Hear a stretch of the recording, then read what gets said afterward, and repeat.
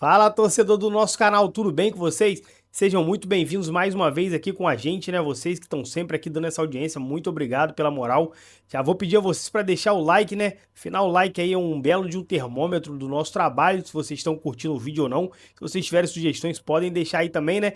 Separamos um corte muito bacana aí do nosso time, corte legal aí. Afinal, bola de novo rolando, né, nos gramados, os estaduais, a maioria dos estaduais começaram aí. Com isso, né, a janela de transferência também é aberta, então fica muito aquecido aí as notícias, né? Afinal, tem contratação toda hora, mas tem jogo também, então o time tem que performar bem, mesmo sendo estadual. A gente sabe que nossa torcida é exigente e não espera nada menos do que a vitória, né? Vamos reagir tudo aí e depois no final a gente traz mais notícias e dá um giro aí, né, pelo que tá acontecendo no mundo da bola. Na época que ele saiu, era praticamente uma unanimidade de pessoas dizendo: olha, o cara tá se despedindo da seleção, isso aí pensando só na bola não é legal. Mas claramente era dinheiro, né? Mas é um direito. E tá tudo bem também, é um hein? direito legítimo. Tá tudo bem. Eu até. Tem uma coisa que eu defendo, William, é que jogador profissional nenhum deveria ter a carreira gerida pelo pai. E aí, seja o Neymar, o Gerson. Para mim, você acaba misturando as coisas, o pai acaba tendo uma ascendência muito grande nas decisões. O Lewis Hamilton, né, da Fórmula 1, um piloto consagrado, heptacampeão de Fórmula 1, ele falou: pô, depois que eu separei, meu pai fazia a minha gestão profissional, depois que eu rompi aí na parte esportiva com meu pai, a carreira desmanchou, porque ali acabava brigando e tinha ali a influência muito grande do pai, uma coisa pessoal. E os jogadores deveriam fazer isso. Mas, ainda assim, mesmo com o Marcão, pai do Gerson ali perto, ele até defendeu o pai na entrevista hoje, é um direito do atleta também, junto com sua família, escolher o que é melhor financeiramente para a carreira dele e deixar isso de lado. Agora, se ele tivesse saído do Flamengo pela porta dos fundos, sacaneando, forçando, colocando a faca no pescoço da diretoria para sair de qualquer maneira, gerando prejuízo para o clube, aí sim seria uma coisa. Mas o Zenit foi lá, pagou a multa do Gerson, 25 milhões de euros, uma grana considerável, uma das melhores vendas da temporada passada. O Flamengo concordou em baixar essa multa na renovação de contrato com o Gerson. O Gerson, durante muito tempo, reivindicava um aumento, o Flamengo segurou, até deu aumento para outros jogadores antes do Gerson, também um direito legítimo do clube.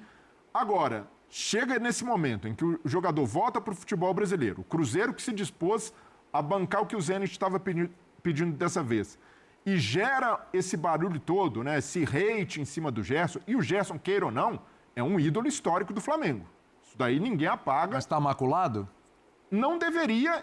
Mas você acha que está? Mas eu vejo que tem uma vilanização desproporcional. Mas é normal, né? No futebol brasileiro, não só no futebol brasileiro, na vida hoje, ou você é herói ou você é o bandido. E o problema disso está no exagero, né, Zé? De colocar um fardo em cima do jogador que ele não merece carregar. Mas hoje tudo está exagerado. Tudo está exagerado, ainda mais quando você rotula uma pessoa pelo lado negativo. Isso aí vai reverberar muito mais do que você falar assim: ele fez uma escolha que faz parte dentro de um processo de um jogador de futebol do qual a vida tem 10, 15 anos de durabilidade. Mas não fizeram isso com o Everton Ribeiro, não fizeram isso com o Gabigol, não fizeram isso com vários jogadores que saíram. Mas eu não estou falando especificamente do Gersonzinho, eu estou falando da vida como ela é hoje, né? Há uma necessidade de você vilanizar as pessoas. Há uma necessidade hoje na internet de você julgar as pessoas, condenar as pessoas, sem você saber, primeiro, quem são as pessoas, porque as pessoas não conhecem, as pessoas conhecem o Gerson jogador. Ninguém conhece o Gerson pessoa. Ninguém conhece a família Gerson. E aí eu estendo para todos nós aqui. Ninguém conhece a família do William, ninguém conhece o Breler, ninguém conhece o nosso megamente aqui, o Braz. E aí as pessoas se sentem no direito de julgar, de nos julgar e coloco assim, de uma forma que assim, você é a pior pessoa do mundo, calma. Existem coisas por trás que não aparecem na imprensa, que não aparecem na vida dos outros, que ninguém sabe. Foi tópico da conversa do Gerson hoje na coletiva. E não dá o direito das pessoas, mas infelizmente a internet tem essa possibilidade. Aquela famosa política do cancelamento, aquela famosa política do esse cara não presta, esse cara tem que ser exonerado, esse cara tem que ser... Até ameaças de morte as pessoas recebem, justamente porque fazem uma escolha e faz parte da vida. É natural agora, não é normal. Por exemplo, você escolhe ou faz um jogo ou comete um erro. O cara ir lá no Instagram do filho do jogador e, teu pai, você é isso, você é aquilo. Nós estamos num extremo e tudo que é extremo é péssimo. Né? E aí eu não estou falando do caso do Gerson, de outras pessoas, de outra maneira, e a forma como nós estamos vivendo. Eu acho que assim, o Gerson, está muito claro, o Gerson fez uma opção financeira. Né? Foi uma opção financeira. Pronto. E quantos não fizeram? Assim como o Neymar, quando saiu do Barcelona pro PSG, ou quando foi jogar na Arábia. Agora, eu acho que ninguém pode apagar a história do Gerson, que ele fez no Flamengo, ou quem é o Gerson, simplesmente por escolhas profissionais. Nós não temos, na minha opinião, não tenho o direito de, o Gerson, matar o Gerson, ou condená-lo, ou escrachá-lo, Não, eu acho que faz parte, porque quem não iria fazer? Claro. Quem não iria pensar, se você tem uma oferta, que você tem um trabalho de 10, 15 anos no máximo de vida, para depois você ter mais 40 anos vivendo. E aqui ninguém sabe, vamos falar da vida, como é que funciona a vida de jogador de futebol? Jogador de futebol sustenta a família inteira. Na grande maioria, se você pegar... Não só a família, né? Às vezes tem os penduricalhos se você pegar 10 jogadores, você vai ver que 6, no mínimo, têm as mesmas histórias. Né? Infelizmente é assim. Né? Então, assim, não dá para julgar, a gente não sabe. Mas, infelizmente, é assim. E o Gerson fez a escolha que ele achou, se sentiu no direito, eu vou fazer isso. Pronto, acabou. O Gerson... Agora não dá para pagar o que ele conquistou e o que ele foi e o que ele representou no Flamengo. Isso. Porque é a mesma história de... É ídolo. Né? Vou apagar o que... Não, o Gerson, em todos os instantes que esteve vestindo a camisa do Flamengo, ele honrou a camisa do Flamengo. Uhum. Então. Ele era o cara que mais jogava. Todos saíam. Todos saíam. O Gerson jogava. Quarta, domingo, Você tocou num ponto muito legal. Até pra gente ouvir o Gerson aqui na sequência falando justamente sobre esse tópico aí que você está abordando, mas assim, isso é uma coisa importante de lembrar. Até a hora do Gerson sair, o Gerson era o cara com maior minutagem no Flamengo no ano passado. Era o cara com maior minutagem. E as 2 passagens dele pelo Flamengo, ele entregou. Isso é verdade. Com dedicação, ele foi um cara, ele foi uma liderança, inclusive, a história do Gabigol, vocês lembram? Capitão. Capitão, assim, uma liderança, quando o Gabigol fez gol lá no Maracanã, teve aquela coisa com o Felipe Luiz e tudo, no começo do Felipe e tal, o Gerson foi lá e deu uma dura no Gabigol, lembra? Ele era uma liderança, ele entregou liderança, ele entregou gol, ele entregou assistência, ele entregou dedicação, ele entregou comprometimento, ele entregou título, ele entregou tudo que ele podia entregar. Tudo que ele, nas 2 passagens. Né? Mas teve um momento... Claro, todo mundo oscila. O Arrascaeta teve maus momentos, o Gabigol teve maus momentos, o Everton Ribeiro, citado aqui pelo Zinho, teve maus momentos. Teve situações de eu sei que todo mundo que fica muito tempo no lugar vai oscilar, vai acontecer. Normal. Mas... No geral... Eu não lembro do Gerson, não, hein? Pois é, então. No geral, o cara teve uma entrega exemplar no Flamengo. Como ele saiu, a opção que ele fez, pode discutir, pode ficar chateado, aborrecido, etc. Mas, cara, é uma opção de vida. Ele fala sobre isso na coletiva, ó. Vamos dar uma olhadinha. Meu pai foi meu primeiro treinador, muitos de vocês não sabem, foi meu primeiro treinador, começamos treinando ali na rua.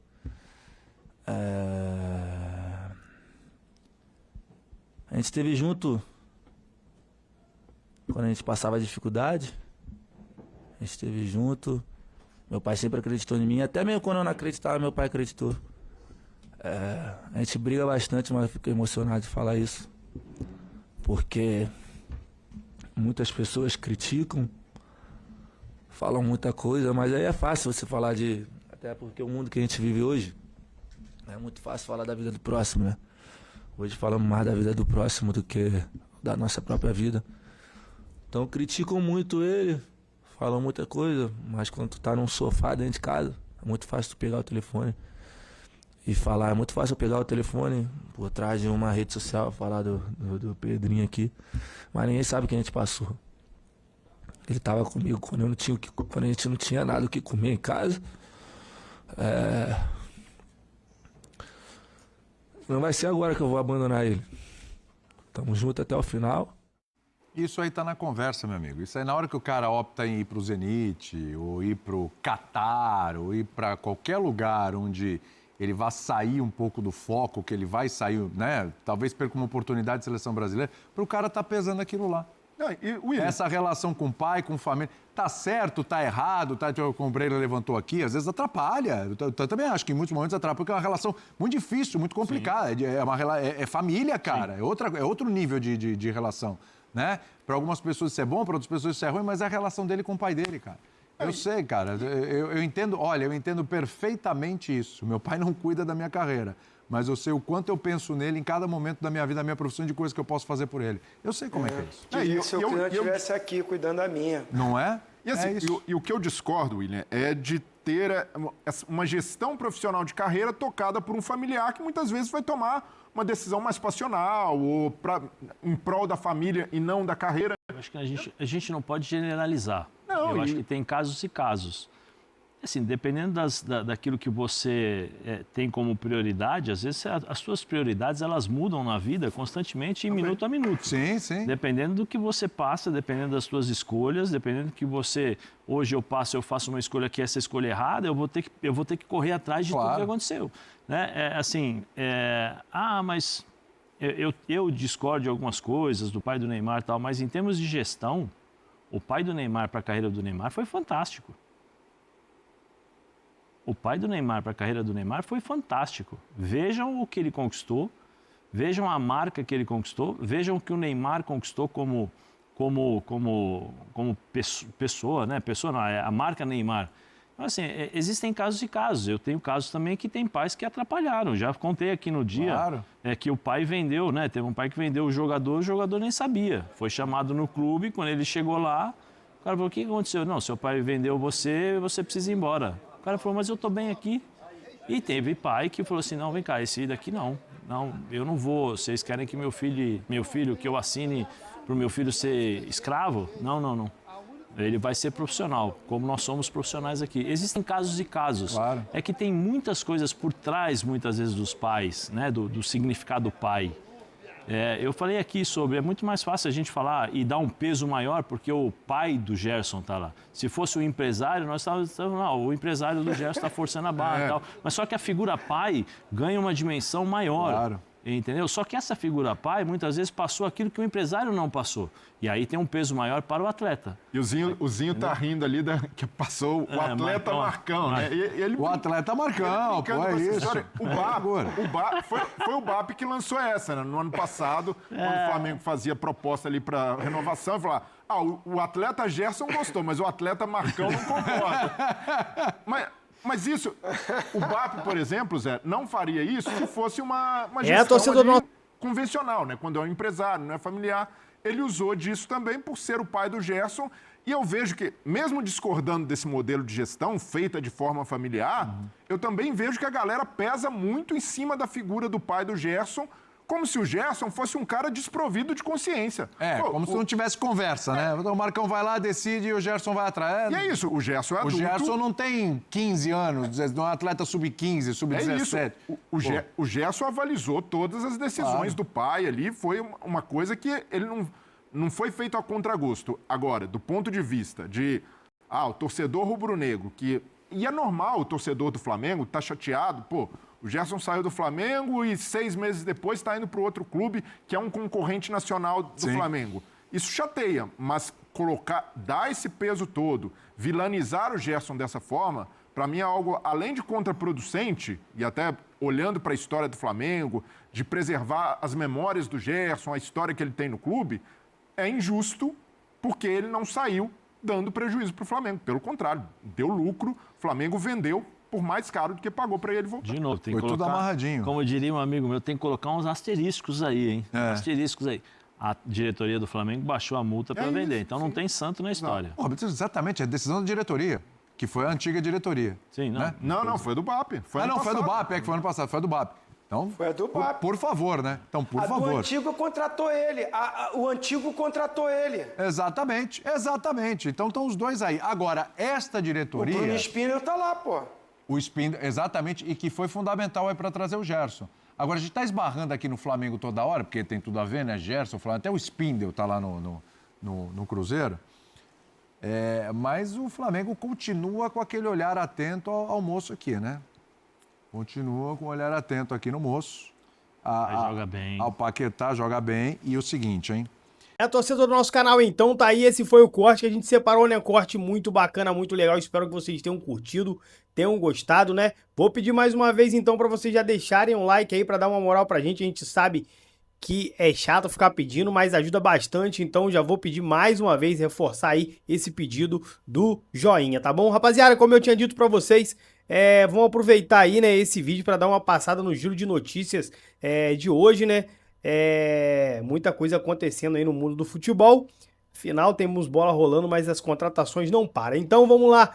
Corinthians encaminhou a contratação do lateral direito Pedro Milans, ex-Penharol, livre no mercado após deixar o Penharol. Ele tem 23 anos e tem acordo com o time paulista por 3 temporadas. A assinatura depende apenas de aprovação do jogador nos exames médicos. Será o terceiro reforço aí do Alvinegro na atual janela. O Cruzeiro anunciou hoje a renovação de contrato do atacante Caio Jorge, artilheiro do Campeonato Brasileiro em 2025.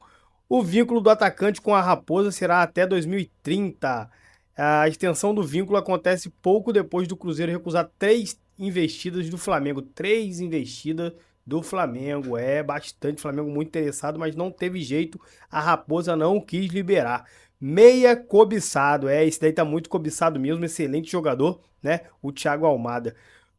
O Palmeiras não é o único interessado no meia-campista Thiago Almada, do Atlético de Madrid, e pode ter concorrência de 2 gigantes europeus. O Alviverde gostaria de contar com o jogador, mas não quer pagar 20 milhões de euros, cerca de 125 milhões de reais na cotação atual, por 50% apenas dos direitos econômicos, né? Pedido dos espanhóis para abrir negociação. É muito dinheiro por apenas 50% de direitos de jogador, realmente é um valor aí que fica muito alto, né? Reforço rubro-negro do Flamengo acertou a contratação do goleiro Andréu, que estava no Gil Vicente, Portugal. O jogador é esperado nesta terça-feira no Rio de Janeiro para realizar exames e assinar em definitivo. O clube carioca vai pagar cerca de 9,4 milhões pela contratação. O Gil Vicente fica com 10% aí, né? No caso de vitrine, caso o Flamengo faça uma venda futura aí, né?